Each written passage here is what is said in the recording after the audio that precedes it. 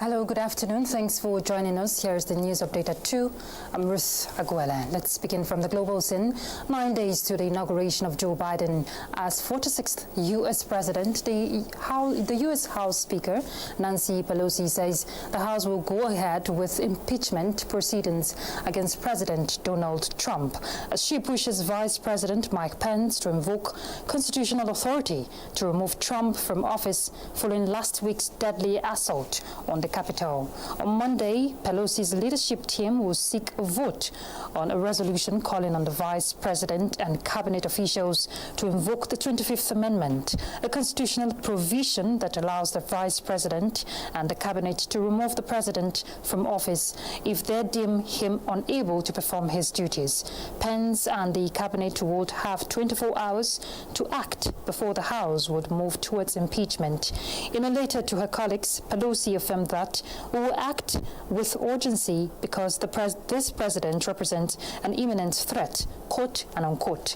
Meanwhile, the U.S. Army is investigating a psychological operations officer who led a group of people from North Carolina to the rally in Washington, D.C. that led to the deadly riot in the U.S. Capitol by supporters of President Donald Trump. In the meantime, China has condemned the United States on Monday for scrapping curbs on interactions with Taiwan officials, saying nobody could prevent the country's reunification, while Taiwan's foreign minister hailed the U.S. move as a sign of global partnership. U.S. Secretary of State Mike Pompeo announced the change on Saturday in the waning days of the Republican Trump administration before Democrat Joe Biden assumes the presidency on January 20. China, which claims Democratic Taiwan as its own territory, says it is resolutely opposed to the decision and strongly condemns it. Back home on the judiciary scene, a magistrate court sitting in Abuja has granted bail to the convener of Revolution Now protest, Omoyele Sowore, in the sum of 20 million naira, with 2 sureties in like sum. Now, the court has also ordered Sowore to remain in Abuja and physically report to the court registrar every Monday and Friday, pending the determination of the case against him.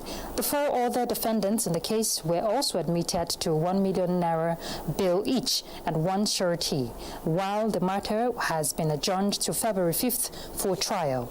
The 5 defendants are standing trial for alleged conspiracy, unlawful assembly, and incitement of the public.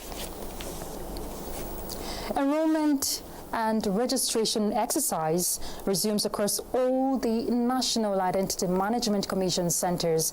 Well, this development will give Nigerians who are yet to register for the National Identity Card to do so.